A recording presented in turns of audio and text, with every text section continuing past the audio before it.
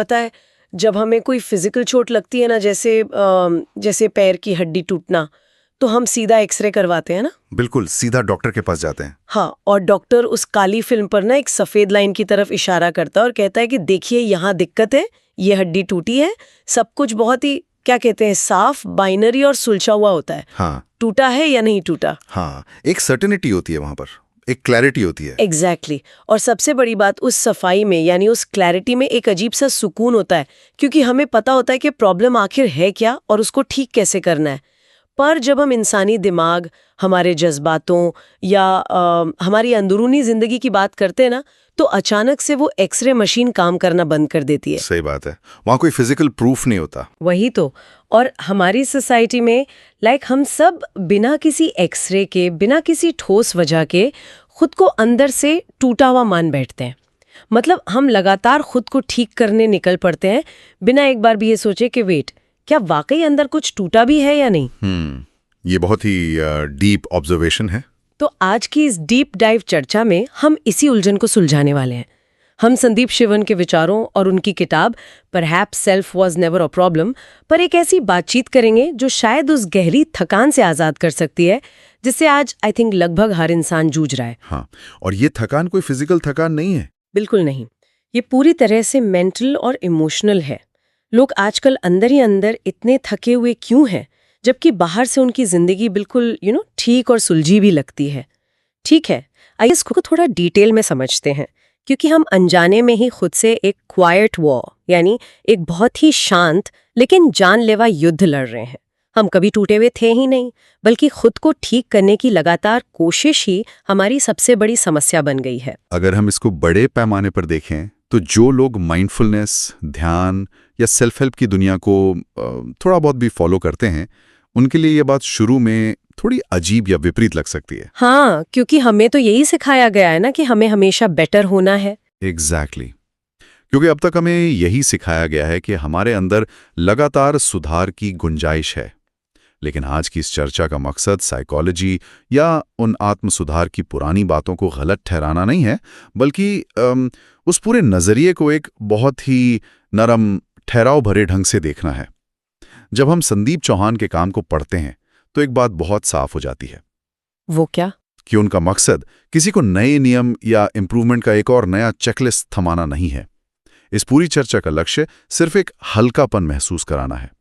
चौहान बताते हैं कि विकास एक स्वाभाविक प्रक्रिया है, लेकिन, और ये बहुत बड़ा लेकिन है, जब ये विकास खुद को नकारने यानी सेल्फ रिजेक्शन की बुनियाद पर खड़ा होता है तो ये हमेशा के लिए थका देने वाला बन जाता है। हम खुद को एक ऐसी प्रोजेक्ट फाइल मान लेते हैं जो कभी पूरी नहीं होती। बिल्कुल, जो कभी बंद ही नहीं होती। हम हमेशा अंडर कंस्ट्रक्शन रहते हैं। ये अपने आप में कितनी अजीब बात है ना। हम सोचते हैं कि हम खुद को बेहतर बना रहे हैं, पर असल में हम सिर्फ खुद को थका रहे हैं। इस किताब का जो पहला हिस्सा है, जिसे the industry of becoming someone else कहा गया है, वो इसी दर्द को उजागर करता है। हाँ, ये फ्रेज अपने आप में बहुत पावरफुल है, the industry of becoming someone else. सही में आजकल किसी और जैसा बनने की या अपने ही एक सो कॉल्ड परफेक्ट वर्जन तक पहुंचने की एक पूरी इंडस्ट्री खड़ी हो गई है। हम अपने आम जिंदगी में इतने उलझ गए हैं कि सेल्फ इम्प्रूवमेंट अब एक शौक या जरूरत नहीं रहा, ये बेसिकली एक जुनून बन गया है, एक नशा सा बन गया है। वही तो। और इसका नतीजा क्या निकल रहा है? एक नई तरह की बीमारी जिसे हम सेल्फ हेल्प फटीग कह सकते हैं। मतलब खुद को पढ़ कर, एनालाइज करके ठीक करते करते ही हमारा दिमाग पूरी तरह से थक चुका है। और इस थकान के पीछे ना एक बहुत ही ठोस साइकोलॉजिकल मैकेनिज्म काम कर रहा है। देखिए, यहाँ जो बात सबसे ज्यादा हैरान करने वाली है वो ये है कि हमने आम इंसानी जज्बातों को, जो कि बिल्कुल नॉर्मल और स्वाभाविक है, उन्हें एक बीमारी की तरह देखना शुरू कर दिया है। मतलब नॉर्मल इमोशंस को हम प्रॉब्लम समझ बैठे हैं। बिल्कुल। मॉडर्न लाइफ और इस परफेक्शन की रेस ने ना अनजाने में खुद से नफरत करना सिखा दिया है हमें। इसको बायोलॉजी और दिमाग के नजरिए से सोचिए। जब दिमाग में डर या घबराहट पैदा होती है तो वो एक नेचुरल सर्वाइवल मैकेनिज्म है। वो हमें सेफ रखने के लिए है। हाँ, ताकि हम खतरे से बच सकें। राइट। लेकिन आज का इंसान जब घबराता है तो वो सिर्फ घबराता नहीं है, वो अपनी घबराहट पर गुस्सा करता है। ओह वाओ, हाँ, ये तो हम सब करते हैं। वो सोचता है कि मैं अभी तक इतना एंग्शियस क्यों हूं, मैंने इतनी किताबें पढ़ ली, इतने वीडियोस देख लिए, मुझे तो अब तक इस एंग्जाइटी से बाहर आ जाना चाहिए था। यहाँ दिमाग के अंदर ना एक शॉर्ट सर्किट होने लगता है। यानी डबल डैमेज, एक तो एंग्जाइटी, ऊपर से खुद पर गुस्सा की एंग्जाइटी क्यों हो रही है? एग्जैक्टली एक तरफ दिमाग का एक हिस्सा नेचुरली डर महसूस कर रहा है और दूसरी तरफ प्रीफ्रंटल कॉर्टेक्स उस डर को एक फेलियर, एक खतरे की तरह लेबल कर रहा है। इससे क्या होता है? एक ऐसी अंदरूनी लड़ाई शुरू हो जाती है जो इंसान का सारा इमोशनल रिजर्व निचोड़ लेती है। हमने इमोशंस को मैनेज करना, उन्हें दबाना तो सीख लिया है, पर अपने अंदर के एक आम कमजोर इंसान को जगह देना हम पूरी तरह से भूल गए हैं। ऐसा लगता है जैसे हर वक्त एक अदालत चल रही है हमारे दिमाग में और हम खुद ही मुजरिम हैं और खुद ही जज भी हैं। सही पकड़ा आपने, खुद ही जज कर रहे हैं हर वक्त। चान का एक बहुत ही खूबसूरत कोट है इसमें, जो इस पूरी थकान का निचोड़ निकालता है। उन्होंने लिखा है, और मैं यहाँ कोट कर रही हूँ, Perhaps the deepest relief in life begins the moment you stop asking what is wrong with me and quietly begin asking what if something deeply human is happening. क्या बात है, डीपली ह्यूमन। हाँ, यानी जिंदगी का सबसे गहरा सुकून उस पल शुरू होता है जब आप ये पूछना बंद कर देते हैं कि मुझ में क्या खराबी है, और शांति से ये सोचते हैं कि शायद मेरे अंदर कुछ बहुत ही इंसानी घट रहा है। ये सोचिए कितना बड़ा शिफ्ट है। यानी मेरी उदासी कोई सॉफ्टवेयर बग नहीं है, ये मेरी इंसानियत का हिस्सा है। बिल्कुल, एक फीचर है, बग नहीं। राइट। पर फिर एक सवाल और आता है कि अगर सेल्फ इम्प्रूवमेंट इतना ही बुरा है तो क्या हमें ग्रोथ की कोशिश ही छोड़ देनी चाहिए? मतलब क्या हम बस गिव अप कर दें? नहीं, ग्रोथ बिल्कुल बुरी चीज नहीं है। देखो, हर जिंदा चीज का स्वभाव है बढ़ना। एक पौधा बढ़ता है, धूप की तरफ जाता है, लेकिन दिक्कत वहां शुरू होती है जब आप उस पौधे को रोज उखाड़कर उसकी जड़ें चेक करते हैं कि वो ठीक से बढ़ रहा है या नहीं। ओ बाप रे, हाँ, रोज रूट चेक करना। हाँ, जब आपकी ग्रोथ इस बुनियाद पर होती है कि मैं जैसा भी हूं बहुत खराब हूं और मुझे हर हाल में बदलना होगा, तो वो ग्रोथ एक सजा बन जाती है। ये एक ऐसी रेस बन जाती है जिसका फिनिश लाइन ना बार बार आगे खिसका दिया जाता है। दिमाग सोचता है कि एक बार मैं गुस्सा करना छोड़ दूं, फिर मैं शांत हो जाऊंगा, और फिर अगले पर लगता है कि नहीं, जब मेरी ओवर थिंकिंग बंद होगी तब जाके लाइफ सेट होगी। वही। फिर कुछ दिन बाद सोचता है कि एक बार ओवरथिंकिंग पूरी तरह बंद हो जाए, फिर मैं खुद को एक्सेप्ट करूंगा। पर वो दिन कभी आता ही नहीं है, क्योंकि दिमाग का काम ही नए ख्याल और नई चुनौतियां पैदा करना है। अगर इसको एक टेक्नोलॉजी के उदाहरण से समझे ना, तो क्या हम उस स्मार्टफोन की तरह बन गए हैं जो दिन भर सिर्फ बैकग्राउंड में सॉफ्टवेयर अपडेट डाउनलोड करता रहता है? हाँ, सिर्फ अपडेट हो रहा है। मतलब पूरा दिन लोडिंग स्क्रीन चल रही है, ऑप्टिमाइजिंग एप्स, फिक्सिंग बग्स, लेकिन उस फोन को कभी किसी को कॉल करने या तस्वीर खींचना, यानी असल में जीने के लिए इस्तेमाल ही नहीं किया जा रहा। हम सिर्फ खुद को फिक्स कर रहे हैं और उस चक्कर में शाम तक बैटरी पूरी तरह ड्रेन हो जाती है। ये एनालॉजी बहुत सटीक है, और बात सिर्फ बैटरी ड्रेन होने की नहीं है। अगर हम उस स्मार्टफोन वाले उदाहरण की थोड़ी और गहराई में जाए ना, तो ये ऐसी स्थिति है जैसे फोन का एंटीवायरस सॉफ्टवेयर खुद के ही ऑपरेटिंग सिस्टम को वायरस मान बैठा हो। वेट, सच में? अपने ही सिस्टम पर अटैक? हाँ, एंटीवायरस लगातार उन फाइल्स को डिलीट करने की कोशिश कर रहा है जो फोन को चलाने के लिए जरूरी हैं। दिमाग के साथ बिल्कुल यही हो रहा है। हम अपने ही एसेंशियल हिस्सों को, अपनी ही आम जज्बातों को बीमारी समझ बैठे हैं। जब लड़ाई आपके अंदर आपकी वजूद के खिलाफ चल रही हो, जब आपका गार्ड हमेशा ऑन हो, तो थकान तो लाजमी है। हमारा जो नर्वस सिस्टम है ना, वो लगातार फाइट और फ्लाइट मोड में रहने के लिए नहीं बना है, और विशेषकर तब जब दुश्मन बाहर कोई और नहीं, आपके अपने ही ख्याल हों। यहाँ बात सच में बहुत दिलचस्प हो जाती है, क्योंकि अगर खुद को लगातार फिक्स करना या उस एंटीवायरस का लगातार चलना ही असल प्रॉब्लम है, तो जिस चीज को हम फिक्स कर रहे हैं, यानी हमारा सेल्फ, हमारा ईगो, हमारा वजूद, क्या वो वाकई में हमारा दुश्मन है? ये बड़ा सवाल है। क्योंकि देखिए, अगर हम पिछले 20-30 साल की स्पिरिचुअलिटी या इन पॉपुलर माइंडफुलनेस ट्रेंड्स को देखें, तो वहां सबसे पहला निशाना ईगो या सेल्फ पर ही लगाया जाता है। सब जगह यही सिखाया जाता है कि अपने सेल्फ को, अपने अहंकार को पूरी तरह मिटा दो, खत्म कर दो, तभी मोक्ष या शांति मिलेगी। सही कह रहे हैं आप। तो क्या चवान ये कह रहे हैं कि हमने अपने इम्यून सिस्टम को ही अपने ही एक जरूरी हिस्से को दुश्मन मान लिया है? बिल्कुल। और ये किताब का दूसरा सबसे अहम पड़ाव है, जहां ये इन पुरानी स्पिरिचुअल बातों पर सीधा सवाल उठाती है। हमने सदियों से सेल्फ को एक बीमारी, एक रुकावट समझ लिया है, जबकि हकीकत में बायोलॉजिकली और साइकोलॉजिकली देखा जाए तो सेल्फ एक दुश्मन नहीं, बल्कि एक जरूरी स्ट्रक्चरल एंकर है हमारे लिए। एंकर मतलब जो हमें रोके रखता है। हाँ। इसको समझने के लिए देखिए कि ये ईगो आखिर करता क्या है।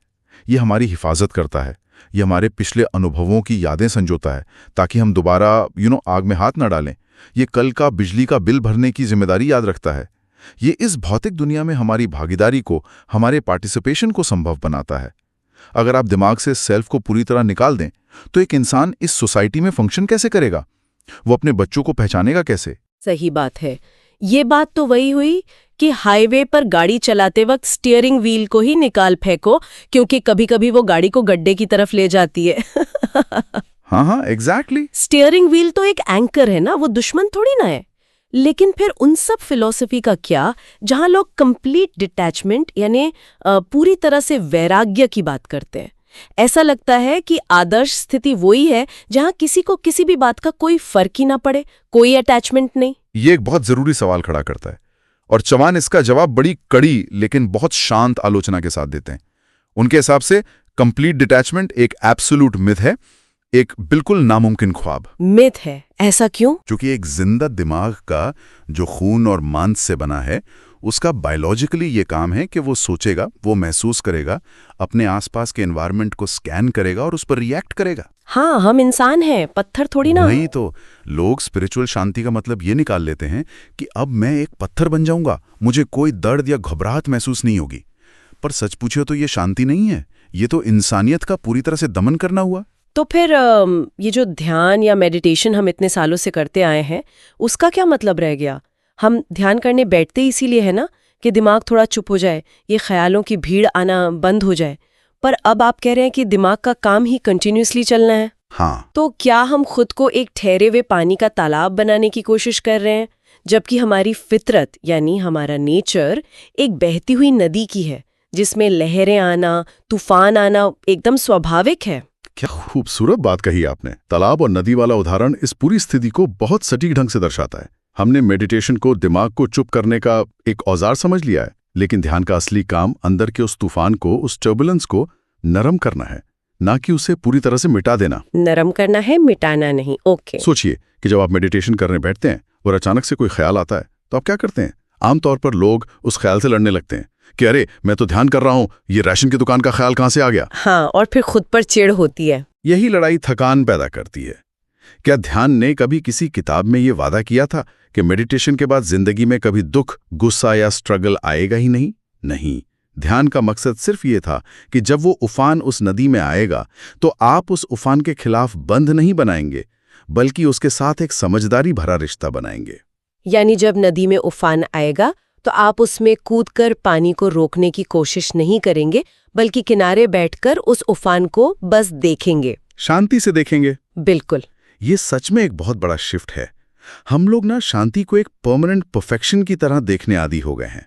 हमें लगता है कि एक बार ज्ञान मिल गया या थेरेपी पूरी हो गई तो बस अब लाइफ सेट है, अब कभी पुराने वाले गुस्से के दौरे नहीं पड़ेंगे। और फिर किसी दिन जब सच में रोना आता है या डर लगता है तो हमें लगता है लो, मेरे 2 साल का ध्यान, मेरी सारी थेरेपी बेकार हो गई, मैं वापस जीरो पर आ गई। हाँ, एकदम जीरो पर। और हम खुद पर पहले से भी दुगना गुस्सा करने लगते हैं। और आप जानते हैं, इसी दुगने गुस्से के चलते वो ध्यान जो हमें आराम देने के लिए था, वो खुद एक और बड़ा टास्क, एक और प्रेशर बन जाता है हमारी लिस्ट में। पर ख्यालों का लगातार आना और जाना, पुरानी आदतों का कभी कभी लौट आना, किसी टूटे हुए दिमाग की निशानी नहीं है। ये सिर्फ इस बात का सबूत है कि आपके दिमाग का न्यूरोलॉजिकल नेटवर्क अपना काम कर रहा है। ये एक हेल्दी, जिंदा सिस्टम का लक्षण है। तो अगर दिमाग की फिक्रत ही यही है कि वो हमेशा चलता रहेगा और ये सेल्फ जिसे हम खत्म करना चाहते थे वो हमारा दुश्मन नहीं बल्कि हमारा एंकर है, तो फिर बच क्या जाता है? मतलब बिना खुद से लगातार लड़े, बिना उस एंटीवायरस को 24 घंटे चालू रखे, हम इस दिमाग के साथ इस दुनिया में आखिर जिएं कैसे? ये सवाल मुझे लगता है इस चर्चा के सबसे अहम और तीसरे हिस्से की तरफ इशारा करता है, जहां हम बात करेंगे कि आखिर इस चक्रव्यूह से निकला कैसे जाए। इसका जवाब ना एक छोटी सी लाइन में छुपा है, लेकिन ट्रस्ट मी, इसका असर दिमाग के हर हिस्से पर बहुत गहरा होता है। वो जवाब है अधूरा रहने की इजाजत देना। Permission to be imperfect. Permission to be imperfect. Wow. हमें खुद को एक आम, कमजोर और कभी कभी भटकने वाले इंसान बने रहने की पूरी इजाजत देनी होगी। जब तक ये स्वीकृति यानी ये एक्सेप्टेंस नहीं आती कि इनपरफेक्ट होना कोई प्रॉब्लम नहीं बल्कि हमारी डिफ़ॉल्ट सेटिंग है, तब तक हम लगातार एक ज़बरदस्ती का इस्तेमाल करते रहेंगे अपने ऊपर। और दिमाग पर किसी भी तरह का कंट्रोल या ज़बरदस्ती सीधा हमारे सिंपैथेटिक नर्वस सिस्टम को ट्रिगर करती है। जो फाइट और फ्लाइट वाला सिस्टम है। हाँ, और उससे कॉर्टिसोल नामक स्ट्रेस हार्मोन रिलीज होता है। ये बायोलॉजिकली दिमाग और शरीर के लिए बहुत थका देने वाली स्थिति है। जब आप जबरदस्ती कहते हैं तो आपका मतलब वही है ना जो हम दिन की शुरुआत में ही करना शुरू कर देते हैं। जैसे सुबह आंख खुली और दिमाग में कल की ऑफिस मीटिंग को लेकर थोड़ी घबराहट हुई तो तुरंत हमारा इंटरनल डायलॉग शुरू हो जाता है कि नहीं, काम डाउन, रिलैक्स, तुम्हें ऐसे नेगेटिव नहीं सोचना चाहिए, डीप ब्रेथ्स लो। हम अपने ही थॉट्स की पुलिसिंग करने लगते हैं। वही पुलिसिंग, बिल्कुल सही। एक पल की भी उदासी आई तो तुरंत इंस्टाग्राम पर कोई मोटिवेशनल कोट पढ़ने लग गए या कोई अपबीट म्यूजिक लगा लिया ताकि वो उदासी जल्दी से फिक्स हो जाए। हम एक सेकंड नहीं देते खुद को। आप बिल्कुल सही दिशा में सोच रही हैं।